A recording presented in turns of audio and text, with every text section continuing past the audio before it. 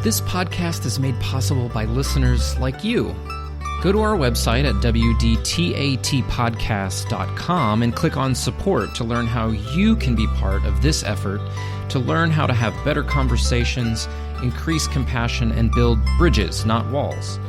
You can make a one-time donation or become a patron for as little as $1 a month and receive patron-only benefits. This week, I want to give a shout-out to Marty Land, who is a group facilitator patron at the $50 a month level. Thanks for supporting the podcast, Marty, and thanks for being my mom.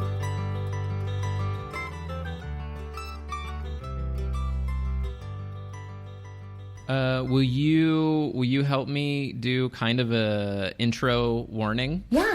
Yeah. I don't necessarily have it written out, but I love the kind of warning you guys have on Swoon. Yeah. So hi, this is Julie, and I'm super excited to talk to Lucas today. Just a heads up, we're going to be talking about sex and intimacy, which is very fun and will be very playful, and you may want to listen to it with headphones on or in the privacy of your own home. And as Julie always says on Swoon, or in your sex dungeon.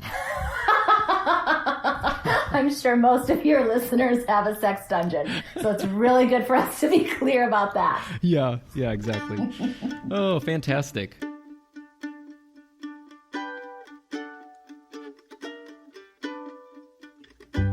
Welcome to the podcast where we talk about things we're not supposed to, learn how to have difficult conversations, and talk to people about what makes them different.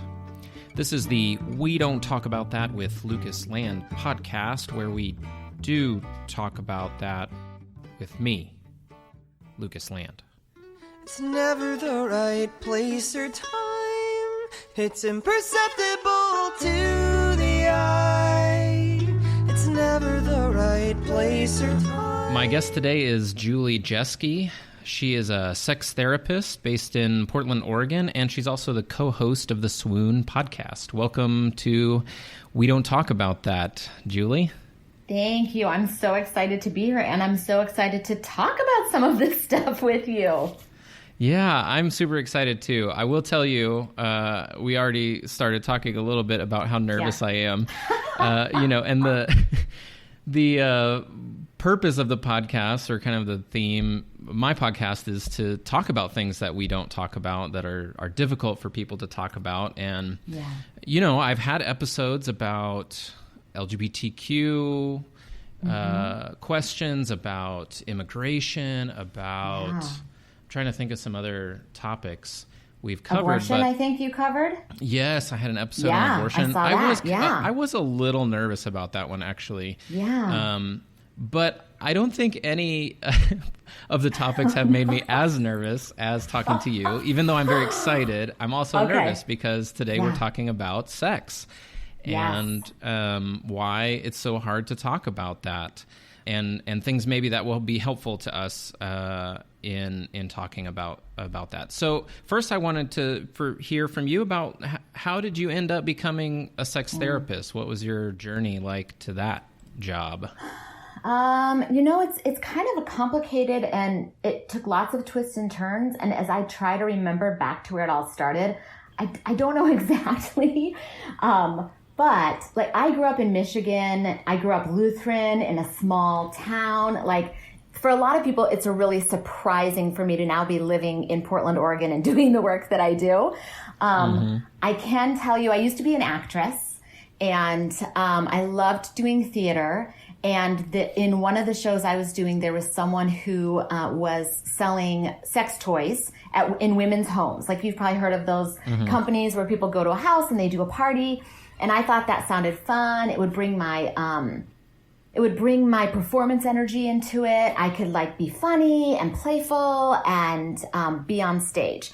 What I didn't expect was that after I did my presentation and I would go into the rooms with the women, they would open their hearts and share stories with me that just blew me away. Women were crying. They told me how broken they felt.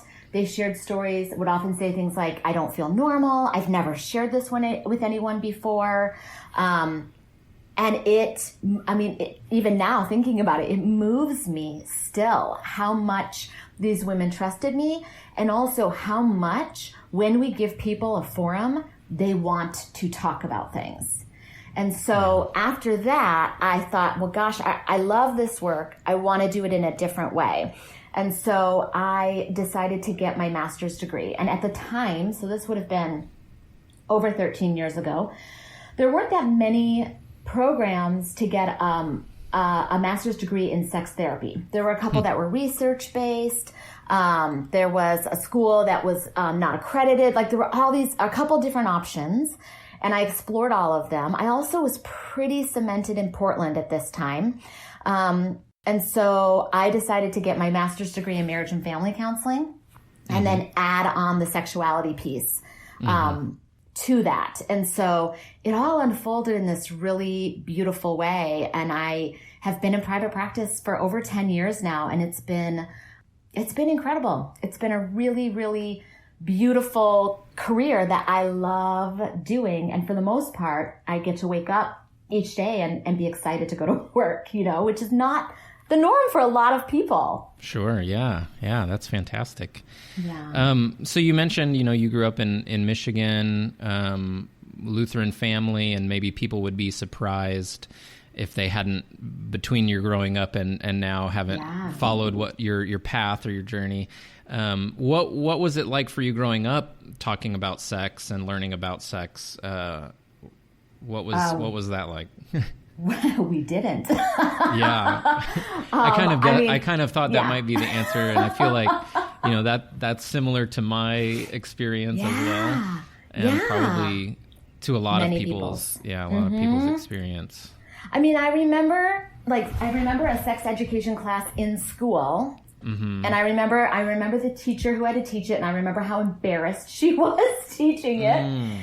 And it was very much, like when two people love each other and God loves them, and, but it was lots of euphemism, and it was very practical. And I remember having sex education in high school, and our parents had to sign a form, for us to watch this video. And I remember one of the neighborhood kids telling us how babies were made, and we didn't believe him, and ran home and told my mom. And we're like, can you believe he said this thing? And she was like, oh yeah, that's true. But then that was it. We never, no one else said anything else about it. So that was the extent of my education. Yeah, I certainly remember maybe one talk that my dad had with me. At the most and it's very vague. I remember the sex ed classes as well, and mostly learning more from my friends, whether or not it was good information or not, but learning way more from my peers than I was from my parents or from any adults. Adults. Yeah. Yeah. So what do you think is it about sex, both that makes it really hard maybe for the adults in our lives and parents to talk about it, but then also once we're adults and have grown up now, it continues to be difficult for us to talk about it. What is it about sex that makes it so hard? I mean, I think there's multiple things. One is for those of us who live in the U.S., we have this really confusing dichotomy around sex, in that we come from this puritanical culture. And we're really sexualized at the same time, right? Yes. So it's sex is this super confusing, private, shameful thing nobody talks about. And it's everywhere you look. And if you're not doing it, there's something wrong with you. And if you're not having explosive, wild, hang from the chandeliers kind of sex, there's something wrong with you, right? So we've got these I always feel like there's something wrong with me then, because either I'm doing too much or not enough, right? So there's that part of it. I think too, when it comes to sex, people want to feel really competent, and they don't want to feel like they don't know what they're talking about. And so if we don't know everything, but we want to feel like we do, we just don't talk about it, right? So it's naming that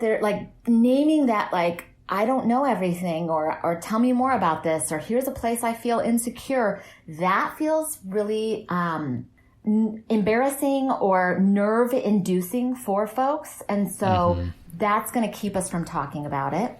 And there's also this idea of privacy versus secrecy. And so, you know, the act of sex for most people is a private act, right? It's something that people are doing typically in their home, without, you know, anyone else involved. And there's a difference between privacy and secrecy. Like privacy is like, I do this thing, but I'm not going to share it with you. Secrecy is like, no, I don't know what you're talking about. That doesn't happen, right? So I think a lot of people confuse the two. Like the example I use is like, I keep a journal. Privacy is, I have a journal. No, you can't read what's inside of it, right? Secrecy is like, no, what are you talking about? I don't have a journal. And then I'm like hiding it under the couch cushions, right? Yeah. And so I think when it comes to sex, there's a lot of people, instead of making it private, they make it secret. And secrecy often breeds like this shame thing, you know? And so then it's like, it kind of festers and grows, and we keep it more and more and more and more pulled away from the light. And then it gets bigger and bigger and harder to talk about.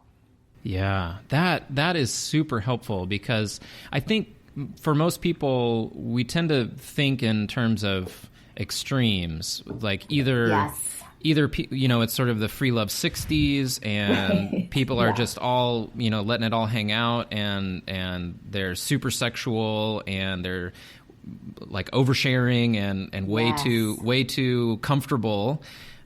Or there's the sort of hidden, completely like we kind of pretend it doesn't exist end of the spectrum.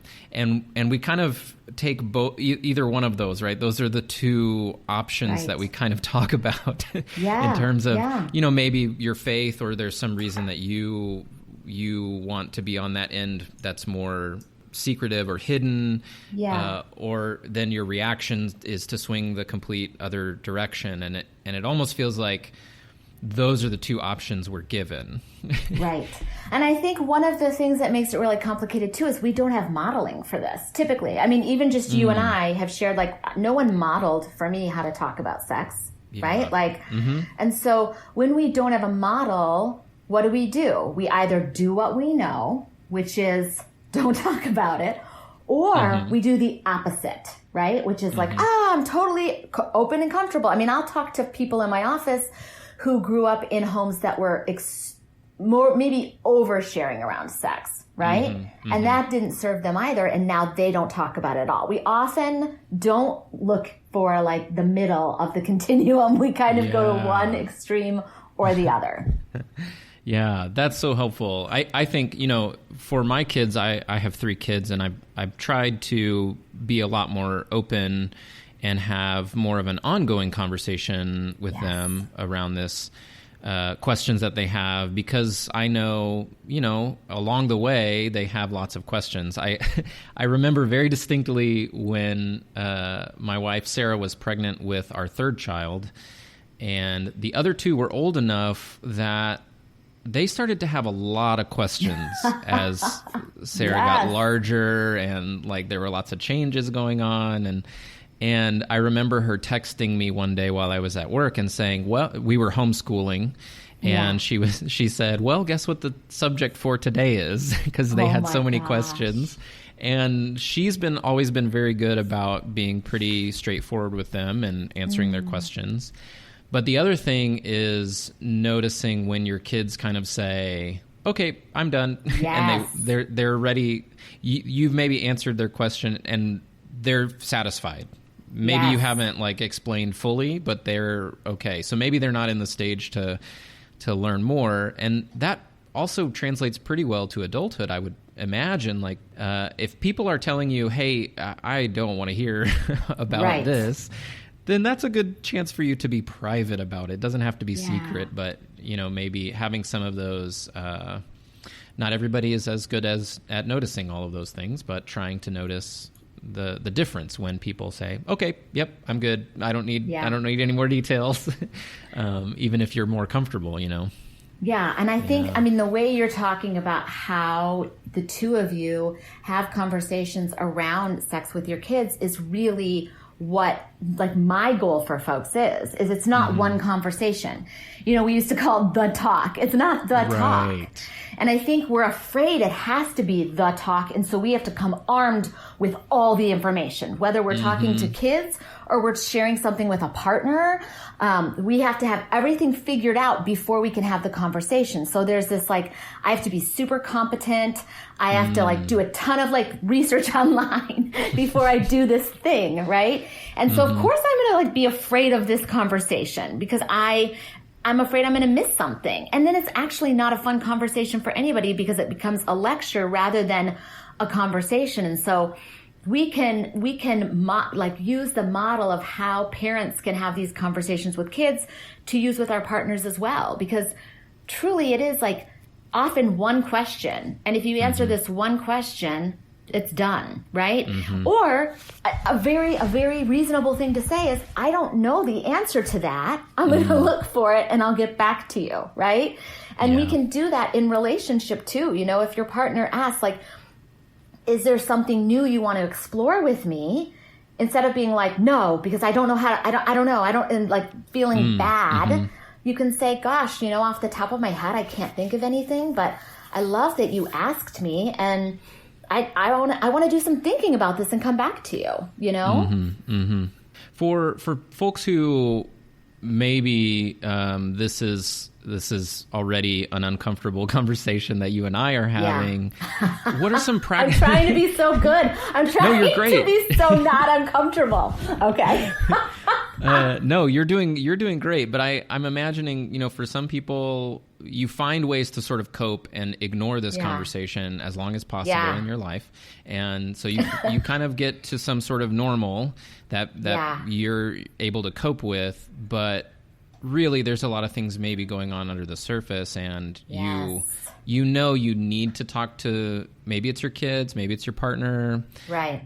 More about this. What are some practical tips maybe that you would give people as they're just starting? Like really, what are some things that just sort of, you know, you talk a lot on your podcast, Swoon, about normalizing. And as we talk more about it, it gets a lot easier. It feels weird at first, and it does get a lot easier to talk about. So what are some of those things that help people begin to normalize this conversation? I really appreciate you saying that, because anytime we do something new, whatever it is, imagine like the first time you learn to drive a car or ride a bike, right? It feels weird. It doesn't feel comfortable. And just because something doesn't feel comfortable doesn't mean it's bad. What it means is we don't have practice doing it. And so these conversations, they require practice. And they require like maybe saying the wrong thing or maybe feeling embarrassed so that you get in the habit of like correcting yourself or doing it again in the future. And so I would start really small.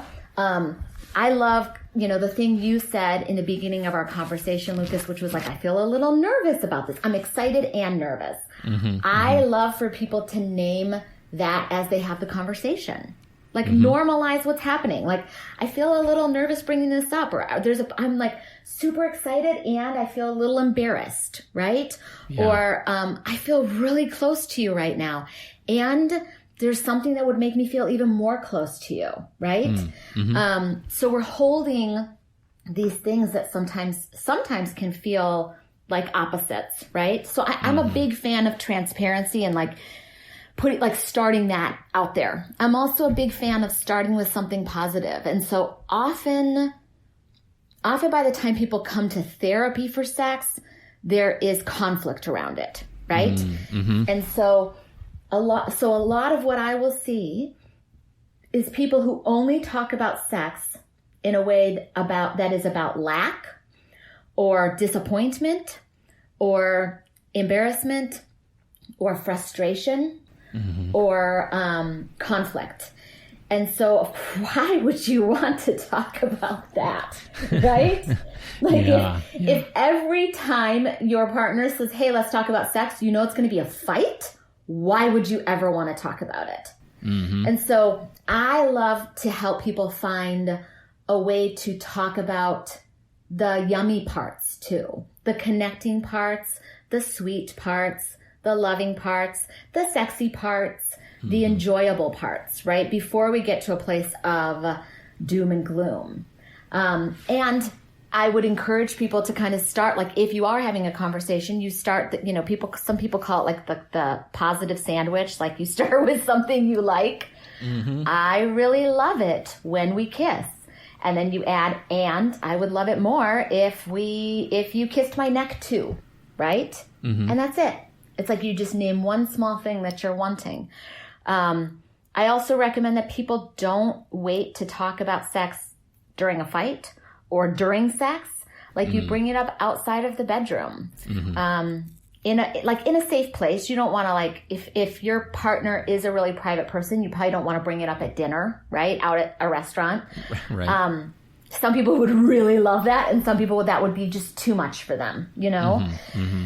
And so it's like knowing your audience and knowing your person. Another thing that I'll often suggest people do if it feels really anxiety provoking to bring up this topic, I might say, like, start with sharing an article or a podcast or a conversation, like, hey, I listened to this podcast and they were talking about how hard it is to talk about sex. And I realized, like, we don't ever talk about sex. And I'm wondering what you think about that. Mm-hmm. That's a great way to start, or I read this thing and it really resonated with me, or it didn't resonate with me. What do you think about it?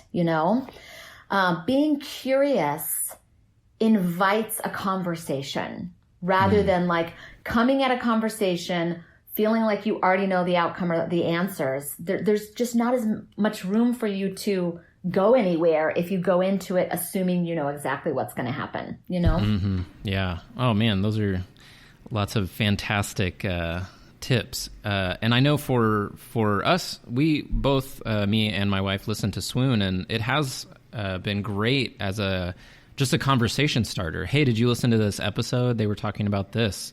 Isn't that interesting? Yeah. Or what do you think about that? Or sometimes it's so hard just to even start that conversation, having something that's like outside of the two of you or whatever that helps you start the conversation seems really, really helpful. Yeah, and it's also really personal. And so to say, I want to have this conversation about a different kind of sex, you can feel like it's a risk, right? Because if the other person says no, or even worse, that's gross, right? Or like, you're disgusting or something, like that is super scary. But to be able to say, like, I know that some people who listen to Swoon, like, we talk about things that I don't do. We talk about things that other people don't do, right? Right. But we want to offer a wide spectrum of possibility because like you said, a while ago, our goal is to normalize things and help people feel like there's not one way you have to do something, right? Right. And so having, like, another person talk about something, whether it's an article or I was talking to my girlfriend and she said that she and her husband do this thing. Like, what do you think about that? Right. Or I was listening to this episode and they said this, what do you think about that? Can kind of make it feel a little less personal, a little less scary. And like, you're a little less, like, on the line if the conversation doesn't go well. And so, can I say one more thing about that? Like, for the other person in the conversation. So if your partner brings something to you, do your best to treat them like the way you would, almost like how you would treat a little kid bringing a question to you, right? Like, you don't want to shame them for the question. You might not want to do it. You might think it's weird. You might feel embarrassed that you don't understand what they're talking about, right? Or it might be it might not be appealing to you. And all of that is okay. And there's a way to share that without shutting the conversation down and shaming your partner. Yeah. So much of what I think happens probably with these conversations comes out of our feelings of shame about sex and sexuality, and not feeling comfortable in our own skin about it. And it is something I think that we have to remember is so personal. It's very central to who people are, right? It's a powerful part of our personality and our makeup and what makes us the kind of people we are. And, it is scary. It's a big risk, and it's very vulnerable with a partner, especially, to risk, and nobody likes feeling rejected. I mean, totally. I don't know how many times that's happened in my relationship, right? That something happened, and I felt rejected, and boy, isn't that crushing? Like, it just feels, it's one of the worst feelings probably that we have. And so we would just do anything to avoid that. And then we end up finding lots of unhealthy ways of avoiding feeling like that again. And we have to be able to find safe ways to risk and be vulnerable to be more healthy around this issue. But it is scary. It's very scary. Yeah, and so it requires self-soothing if you feel rejected. There's an element of not taking it personally if your partner rejects an act or having sex at a certain period of time, right? Like, that doesn't mean they don't love you. That doesn't mean they don't want you. It's, we put sex on this pedestal. Again, we've got this dichotomy. It's like sex is under a rock buried and we never talk about it. Or it's up on this giant pedestal and we expect it to go differently than anything else in our lives. We expect to feel wildly turned on. I can't tell you how many people will say to me, sex is natural. Sex should be easy. Sex should be spontaneous. And it's like nothing for those of us who have kids, who have partners, who have jobs, who have houses, who have responsibilities. Nothing is spontaneous. We don't have room for like spontaneity when we've got a ton of responsibilities, Right. So we have these expectations around sex that are sometimes get in the way of it as well. And when it's up on this pedestal, it's easy to feel like, oh, if you don't like this, you don't like me. Rather than like, if I asked you if you wanted to have a hamburger and you don't want a hamburger, I wouldn't be like, oh my gosh, like the state of our relationship is in jeopardy, right? Yeah. I would just be like, oh, you don't want to eat meat today, or oh, you already ate, or oh, you just are not hungry yet. Like, we've got to be able to kind of unravel some of the tangled energy and feelings we have around this topic and let it be a little bit more nuanced and a little bit more like the other areas of our relationship as well. Yeah.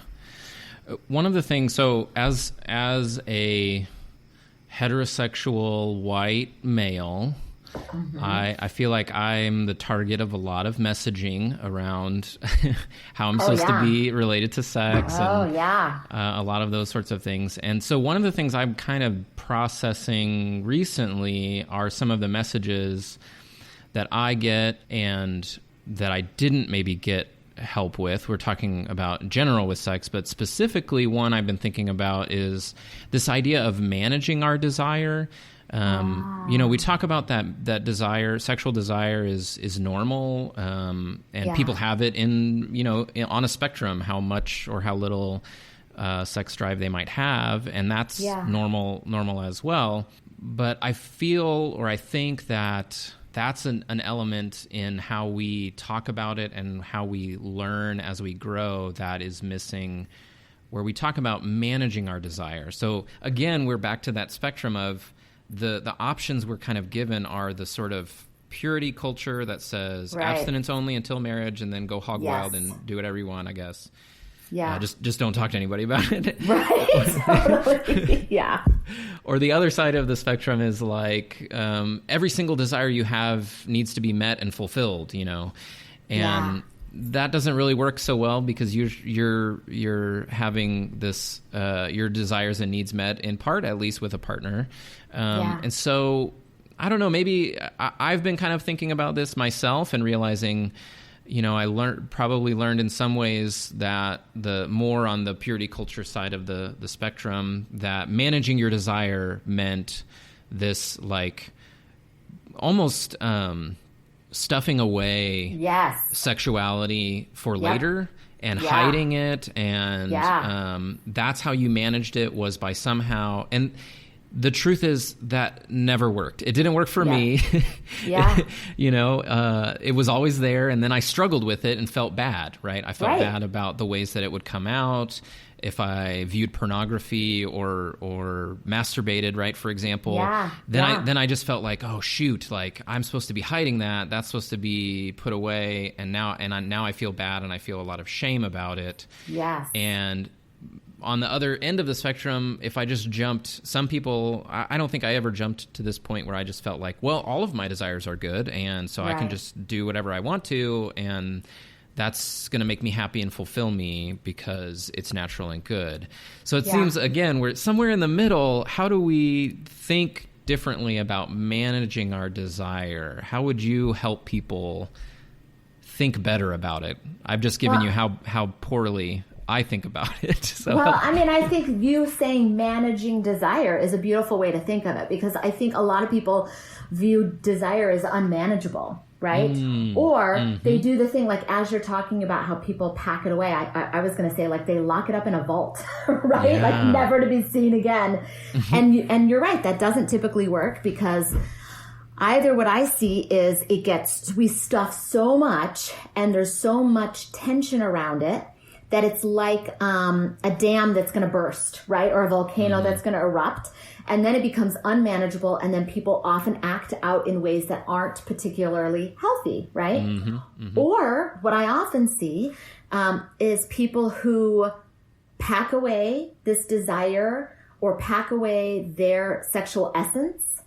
And then when they finally get to a place where it would actually be permissible to explore it, they're so disconnected from that place, they can't access it. It's like so hard to access it, you know? I mean, whether it's like you packed it away before you were married because it wasn't okay to be that way, and now you're married, and all of a sudden you're supposed to go from never thinking about sex to having wild sex. Like, how does somebody do that? It feels really like the transition feels really confusing for a lot of people. Or maybe, you know, I work with this happens especially with women in my practice that work in like really professional settings where they don't want to be seen as too sexual because they want to be taken seriously, because that's a whole other thing. It's like women aren't taken seriously if they're also attractive or sexy. Like, that can be really confusing. So they pack it away, and they are in charge all day, and they come home and their partner's ready to have sex, and they're like, I don't even know how to access that part of me right now, right? And so it can be super confusing. It can be super confusing. And I think we go back to like who we are sexually is formed and informed by a lot of things, by culture, by our family of origin, for a lot of folks by by the different practices that they are brought up in, whether it's a religious or spiritual practice, or even like sometimes like different groups and organizations or sports. You know what I mean? Like, there's a culture in all of these different places, and we sometimes get competing information, you know? Yeah. It is so complex. It is so complex. And sometimes what it requires is really getting still and kind of turning down the volume on all the information outside of us about sex and getting clear about what our own personal truths are. And I will tell you, I've sat across from people who will say to me, like, I feel so much shame. I'm in a beautiful partnership. I adore my partner, and I still feel shame around sex because when I was a kid in my Sunday school class, they talked about sex in a way that made me feel really uncomfortable, right?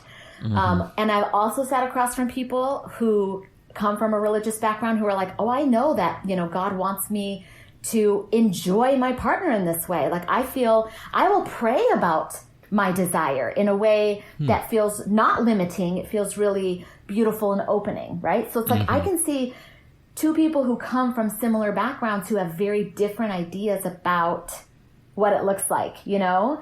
Yeah. It's so interesting. It's so interesting. And I think the managing part of desire too is like, we all get to be, we all get to experience desire. We all get to be excited by different things. And because we are humans with a brain, we get to decide whether or not we're going to take action on things. And so having the desire is not bad. It's not bad. What you do with it, and whether or not that's within the parameters of your relationship agreements or your personal integrity, that's where you could potentially make choices that are not as healthy for you. Yeah. You said in the last thing you said, you said this phrase, relationship agreements. And I think that's maybe something that some people might be hearing that for the first time, or might be a new concept to some people. And of course, it has to do with everything we're talking about, like communication and talking about this topic. But maybe talk a little bit about relationship agreements and what that looks like, and how people can maybe navigate that to find healthier ways of communicating and then working things out with partners. And many relationships don't have any spoken agreements, but most of them have unspoken expectations and ideas about what is permissible or what is not permissible. And so often we don't even explore agreements until after one person has taken action that the other person says, wait a minute, we don't do that in this relationship, right? And then it's like they've broken something that maybe they didn't even know was an agreement, right? So some agreements might be really obvious to people, like the majority of people who get married and are having a monogamous relationship have an agreement that they're not going to have sex with other people, right? Like they don't even have to say that out loud. They just know that if that happened, it would mean you're doing something outside of our relationship. What they probably haven't talked about is whether it's okay to flirt with someone else, or whether it's okay to masturbate, or whether it's okay to talk about our relationship with another person who I'm close to. And is it different if I'm heterosexual and I have a conversation with a girlfriend about our relationship, or have a conversation with a male friend about our relationship, right? There's all these like nuances. And the first time I learned about the idea of agreements, I learned a lot about it in the non-monogamous community, and also like the BDSM kink community. Often they're really clear about this is permissible, this is not permissible, this is okay, this is not okay. And I love the clear ideas about like what are we saying is okay, And this doesn't just apply to sex for people. It's like, what are our agreements around money? What are our agreements around parenting? What are our agreements around where we're spending the holidays? What are our agreements around chores? What are our agreements around all these different things, And the more we communicate, which for some people, they're like, oh my gosh, this is so much work. It's so boring. It's so practical, And it is. You're front loading a lot of conversation that will potentially keep you from having major conflict in the future when one of you does something the other person thinks is not okay. Yeah. Well, and usually we haven't been talking about any of these things for so long that it's a lot. Yeah, it seems like a lot, but if we had been talking about it all along, we wouldn't have built it all up to have to try and navigate all at once. So I find that super helpful. And you mentioned non-monogamy and BDSM kink groups, and I imagine some listeners going, "Whoa, what just happened?"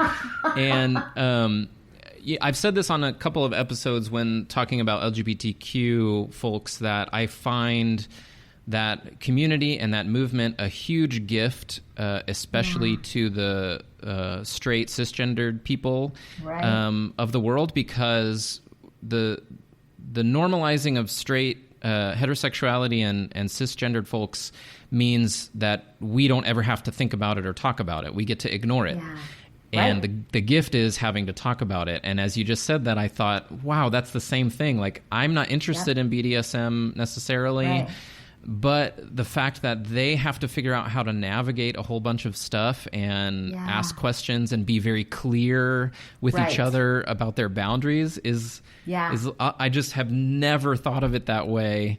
That is a gift to the rest of us that aren't interested necessarily in that, to say, hey, you guys also need to have these conversations. It's not just for people that are in this community, right? And that's fantastic. Wow, a little bit mind-blowing.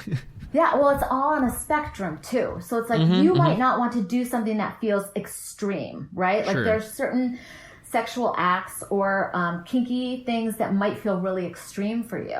And so instead of just being like, well, I'm not into that. I don't want to be like a master slave, so I'm not going to play with power.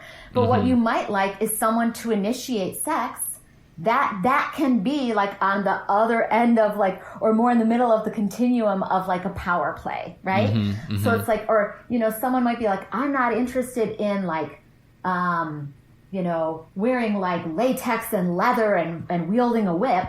But what I might like is to have you blindfold me while you kiss me, right? So it's like there's all these nuanced things we can explore. And in some of these things that might seem like extreme or seem outside of my relationship norm, I might still be able to learn information I can apply to my relationship. Or it's a different lens, but I can see things a little bit differently over here, you know? And so this is another reason I love being a student of this, right? I love that there's no part of me that thinks I know everything. There's no part of me. And the day I think I know everything about sex is the day I have to retire. Seriously. Because, and the same goes for like a partner. The day your partner thinks they know everything, that doesn't make for a good lover. There's no interest, there's no curiosity, and there's no vulnerability there. Part of what makes us really connect is our willingness to be like, oh, what happens if we do this? Or, oh, I don't know how this is going to go. I mean, when you said at the start of our conversation, I'm nervous and excited, like, isn't that how we feel in the beginning of a relationship? They both go hand in hand, right? And so that can be a really exciting energy to bring to an individual sexual relationship too. It's like nervousness and excitement live really close together in our brains, you know? So it's not a bad thing. It doesn't mean we should shut down and not have a conversation or explore it. It's what can lead to that like fun, playful butterfly energy that many people feel in the beginning of a relationship. Yeah. You mentioned earlier, you know, talking about managing desire, how a lot of issues around sex feel very complicated. And one of those that, while I have an expert on the phone, I wanted to ask you about pornography, because I feel like I see people having two different conversations around it, and I feel like I'm kind of in the middle going, I don't really know the best way to think about this. So on the one hand, I see how viewing pornography as a young person and through my like younger years shaped how I viewed women, and in a destructive way. Like it wasn't good. But I also hear, you know, people saying, well, we need to also maybe get rid of some of the shame and the guilt around it and talk about more positive ways, or feminist pornography, things like that make me think, okay, well, I don't want to feel guilty or shame about it, and how do we normalize some things, you know? A lot of the feelings around pornography are because it's so forbidden especially in like more purity culture, more like conservative sorts of maybe faith communities. And so it's just so forbidden that this is always what happens, right? The thing that's so taboo and so forbidden becomes very enticing and very interesting, right? It's kind of the way our brains work. And so again, we keep coming back to this spectrum. How do we navigate this middle where, how do we think about pornography differently than we do for the most part?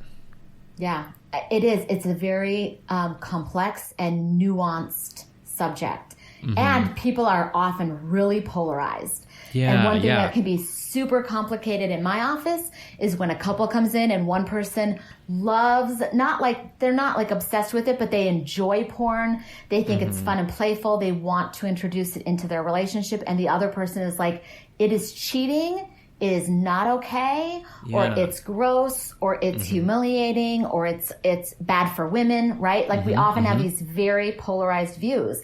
And I think that it's really nuanced. And if someone comes to me and they don't like porn, I'm never going to try to convince them that they should. Like that's I think it's okay. If they come and they really like it, I'm not going to try to convince them they shouldn't like it. Like anything, I think people can, if we use porn as a tool, that it's more helpful than if we have to, like we become reliant on it in some way, right?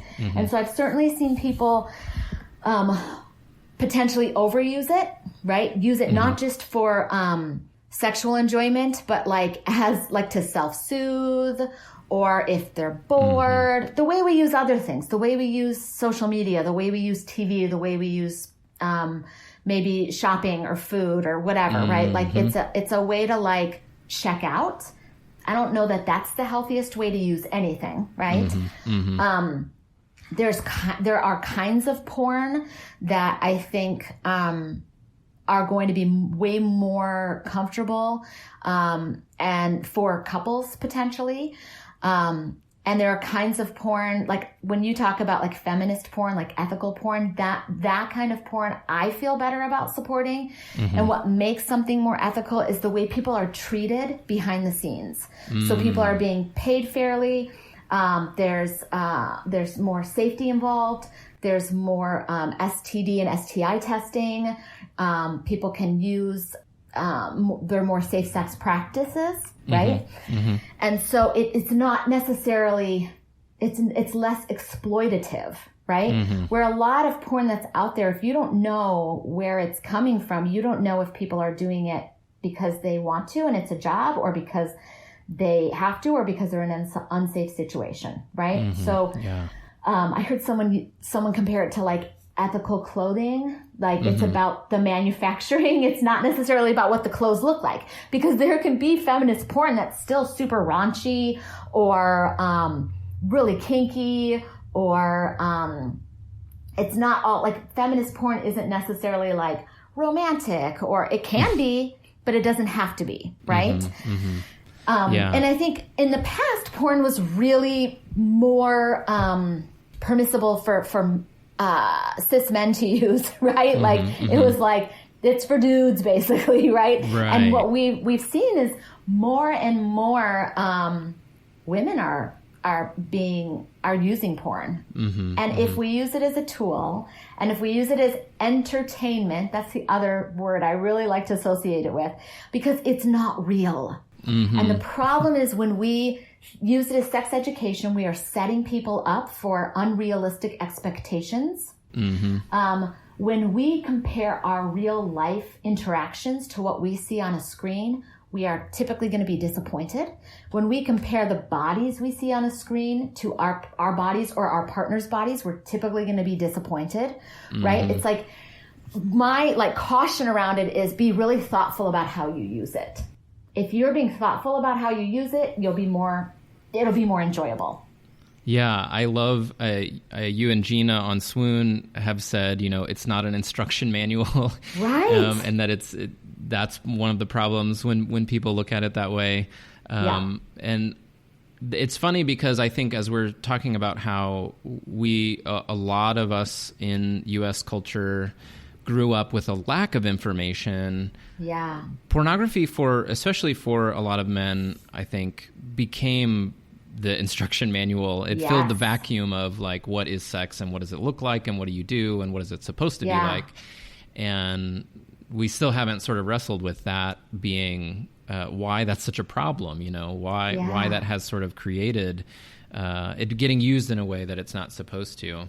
And the other thing that you and Gina often say, in many, many episodes that I always appreciate, you were just mentioning about bodies and our expectations around what bodies look like and comparing bodies, is like bodies make noises, bodies are weird, bodies are like, and that is so helpful just to say, hey, remember, like we're bodies, everybody has one, and they're all kind of weird, and we're all mostly weird shapes and not perfect, and maybe adjusting our expectations around that. Totally.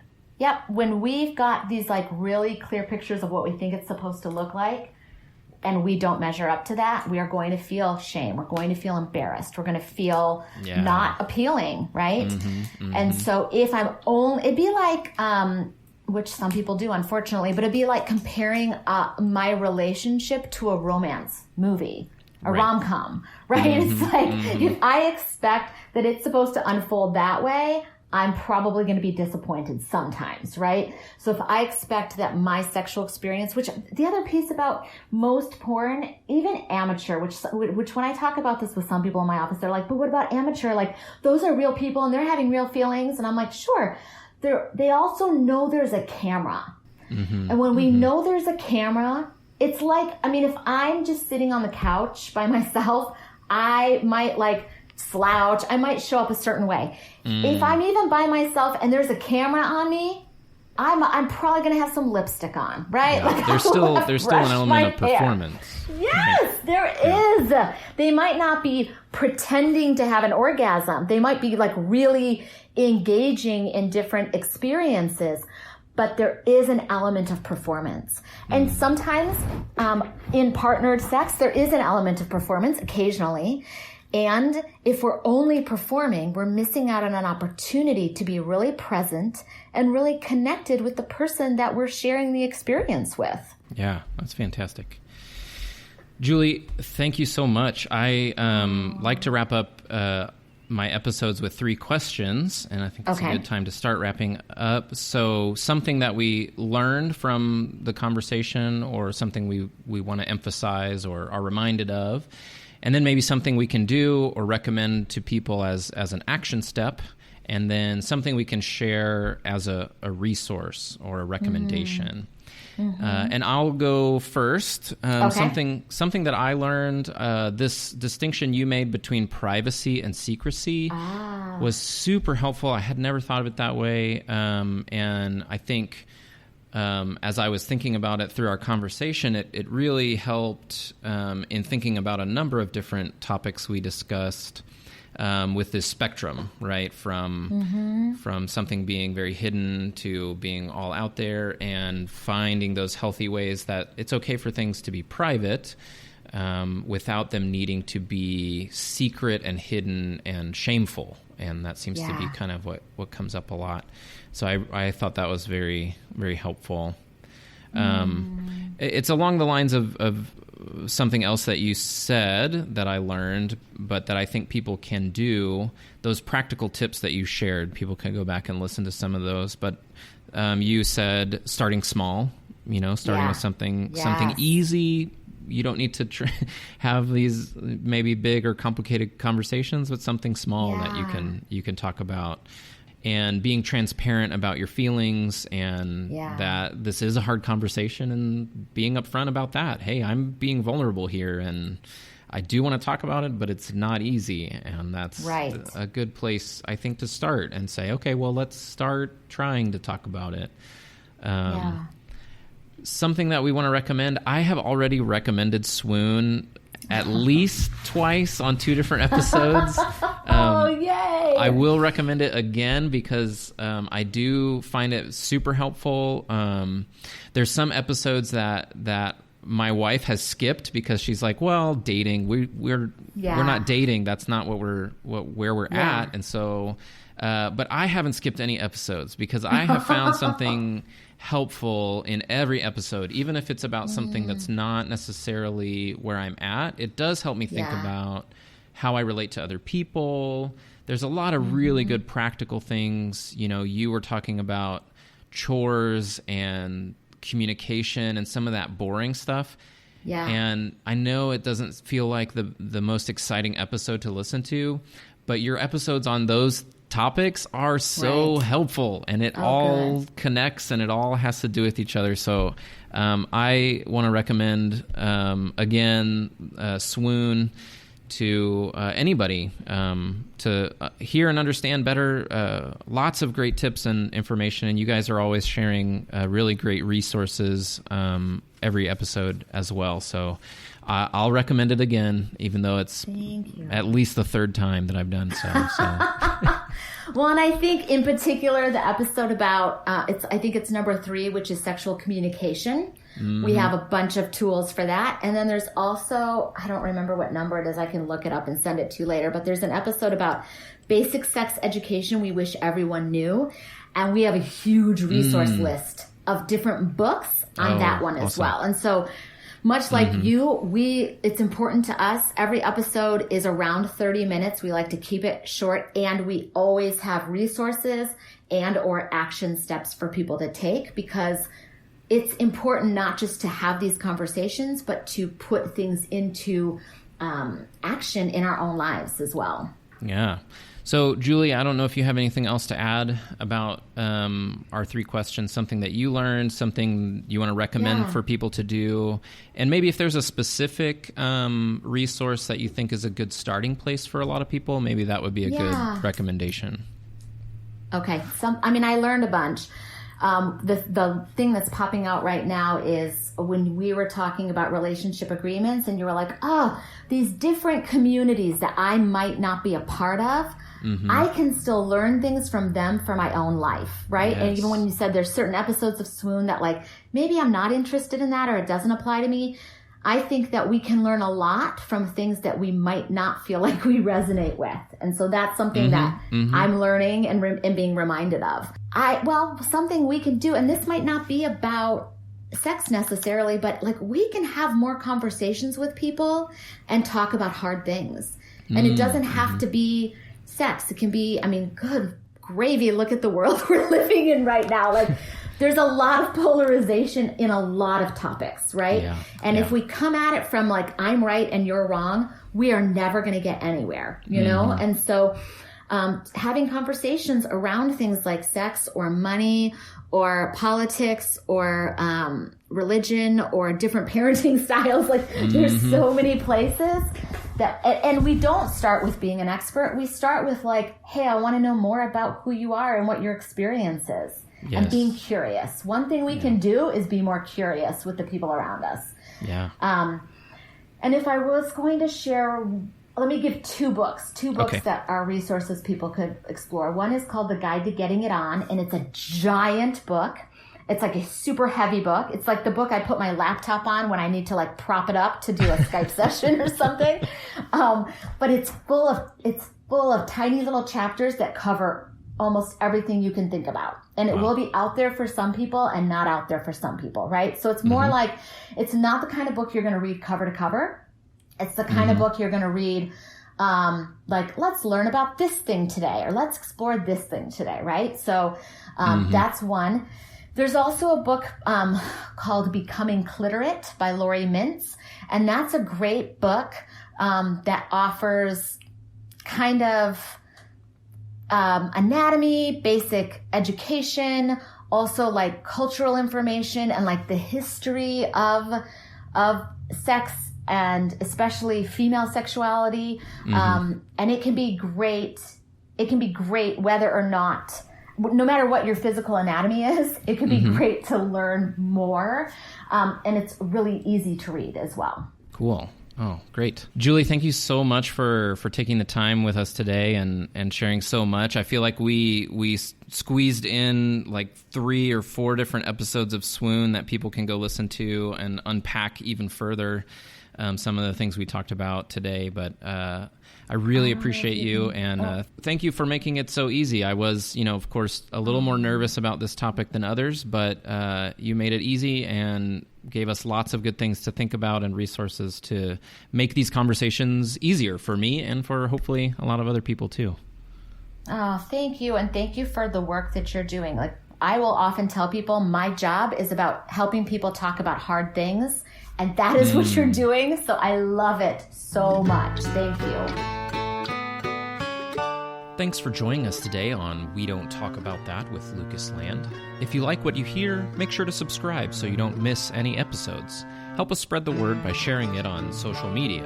You can find us on Facebook, Twitter, and Instagram with the handle @WDTAT Podcast. You can also rate and review us on Apple Podcasts or wherever you get your podcasts. You can support the podcast by visiting our website at wdtatpodcast.com and clicking on support. You can make a one-time donation or consider becoming a monthly supporter through Patreon. You'll receive bonus content and access to patron-only benefits. Thanks for your support. We would love to hear from you.